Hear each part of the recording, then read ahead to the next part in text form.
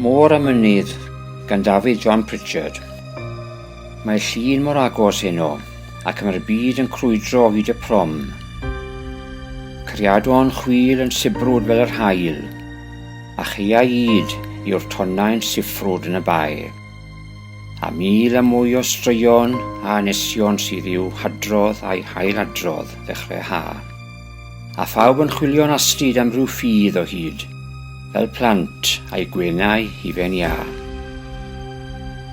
Mae'r llun mor agos heno, ond yr un yw'r pellter heddiw a gyfori.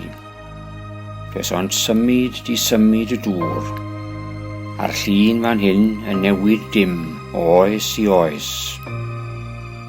Mae'r tonnau'n llepian ac o paw o'n pell, a phobl hyd y prom yn cyfarch gwell.